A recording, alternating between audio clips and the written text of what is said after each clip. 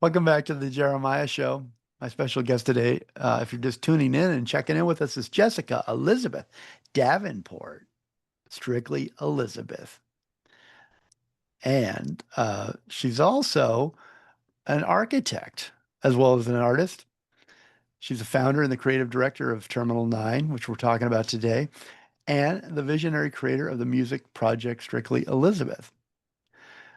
The latest project, Terminal 9, Volume 3, continues her exploration of storytelling through music, comics, and sheet music, a comic songbook that maps the emotional terrain of its characters through melody, architecture, and visual poetry. The story orbits haunted furniture, a shared dream, and a city suspended between memory and invention. Whether designing spaces, scoring scenes, or performing live, Jessica brings together different parts of her experience with a DIY spirit and a design-minded rigor. Welcome back, Jessica. Thank you. It's a pleasure to be here. It's a pleasure to have you here again. Um, I want to encourage listeners to go back if you really want to. I think in our first interview, we talked a lot about your life and inspiration and the things that you'd been through to get here. So I encourage people to go back and listen to that episode.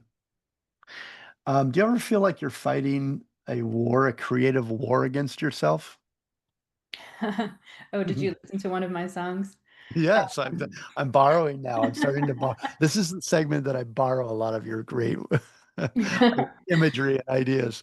Yeah, yeah, definitely. And not always just a creative war. Sometimes it's a much deeper mental war or emotional war. But yeah, yeah. Well, I wanted to talk about your practice. This is a little bit more about you. Resides at the intersection of genres and mediums. You blend punk and pop together in music, experimental film, and architectural imagination, autobiographical depth with mythic scale. Um, the intersection is here again. We talk about the intersection of all the things that you love, music, film, architecture. This is your multidisciplinary world that makes up Jessica, right? And Terminal 9 is a sonic visual universe that emerges all this stuff, music, memory, and design into emotionally charged acts of transformation. Rooted at all of this in this personal reinvention that you've worked on over the last 20 years, your work is shaped by contrasts. You were born, and is this true, into a cult? Yeah, Mm. that's true. That's been a real deep source of pain and trauma for me that I've definitely done a lot of work to be able to talk to you about today like this. Um, Hmm. some people, may disagree about calling it a cult, but and it still exists today. It's a Pentecostal, evangelical, non-denominational Christian organization. And your parents, they were artists and they were, and obviously, how long were you in the cult for? How long did you grow Actually, up? my parents weren't artists. My grandparents were Huh. artists, who I didn't really know very well. I was kind of isolated from them because of my parents' involvement in the cult. Okay. And so there was always a part of me that I felt estranged from, if that makes sense. But yeah, since I was born, that was all I knew of the world until I became old enough to start having my own thoughts and questioning and thinking, well, what if I don't agree with the things that you're telling me? And it was a long, long process to come to my own understanding of all of those things. One thing I would say that really helped free me was going to college, certainly my education, my public education, I give a lot of credit to, and going to college and studying architecture.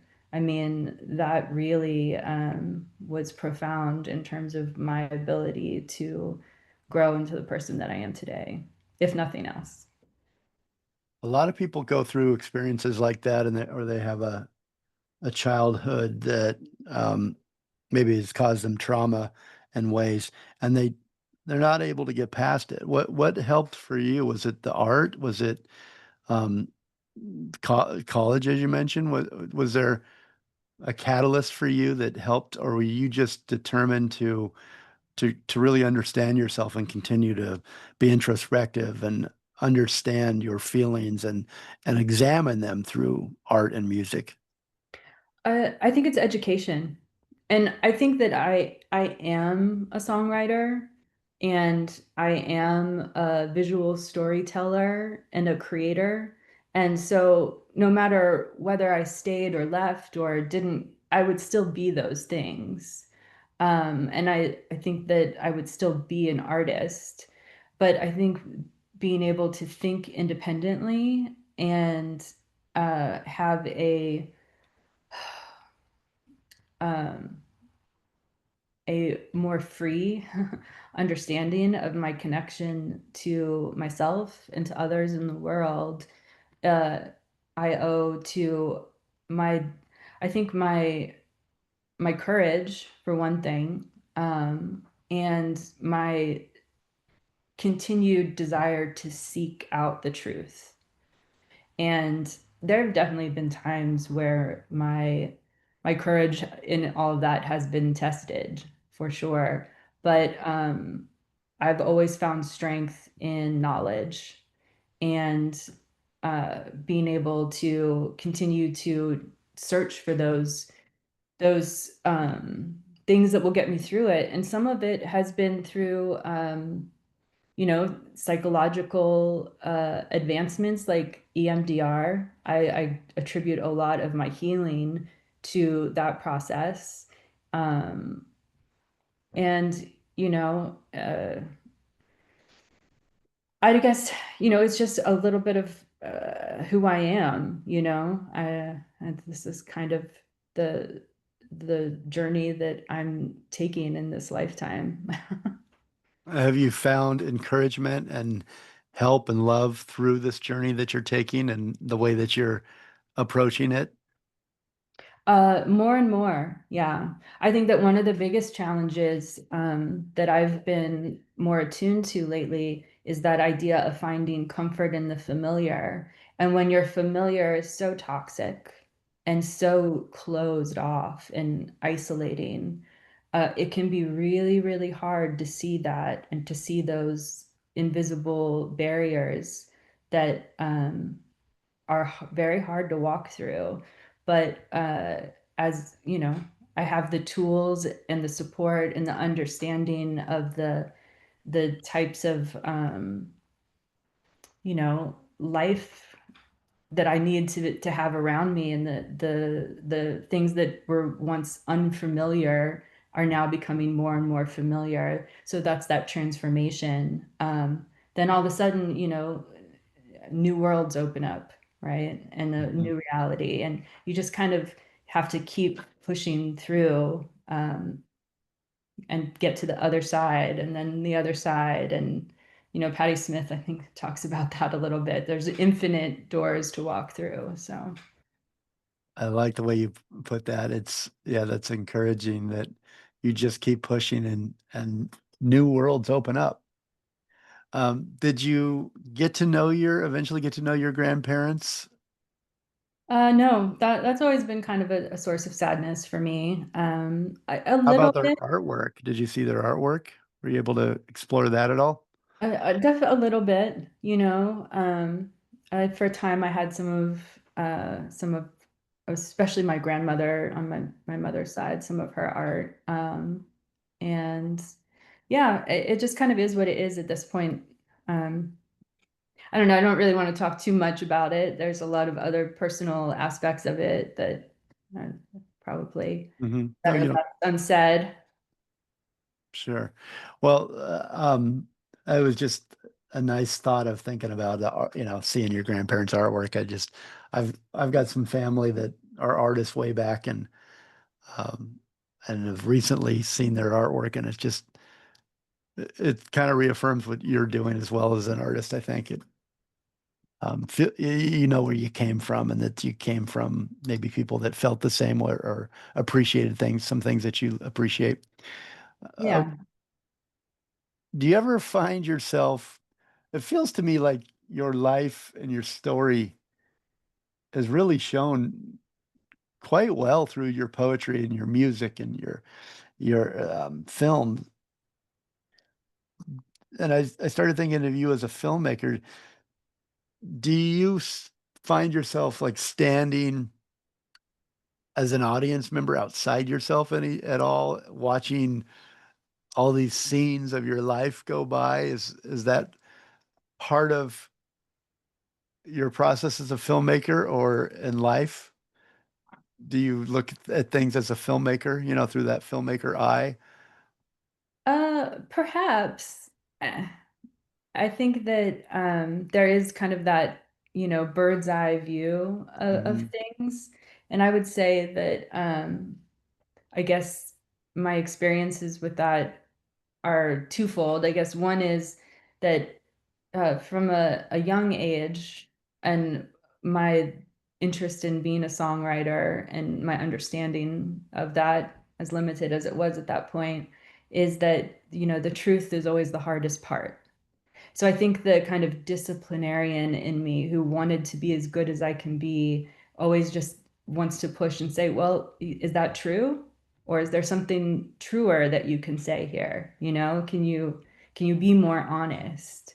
So I think that's hopefully part of why, the correlation that you see exists there. And in terms of the imagination part of it,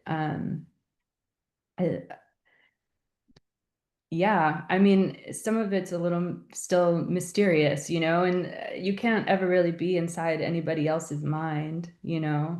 So it's hard to say. You mentioned being honest, and I was trying to find the song, and you can tell me, but there's a line in there that you tell yourself, we tell ourselves we're not worthy or that you're not enough.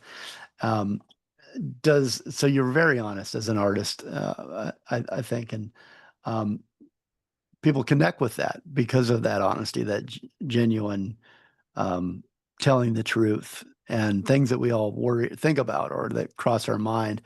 Does it ever come at a cost, or is it in some way uh, part of the artwork, part of what drives it?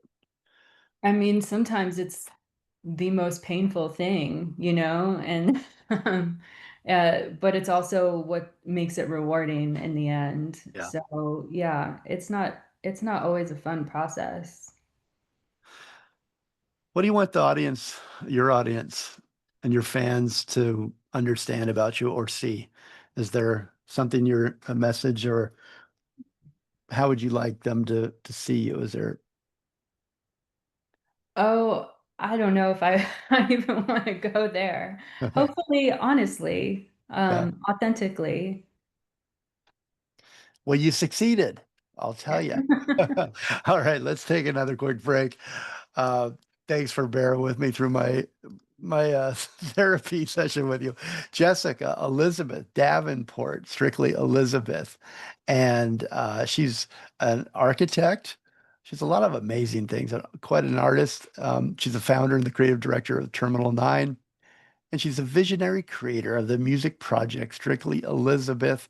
So, the full 3-volume Terminal soundtrack is out for digital streaming on August 21st.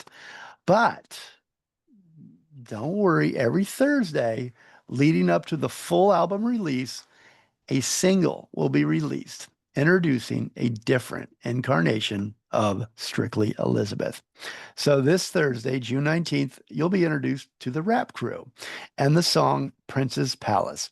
You can check out the music video on YouTube and be sure to sign up for Strictly Elizabeth's newsletter for more information about performances, screenings, and pop-up events featuring comic songbooks that are available exclusively at the merch table at the show.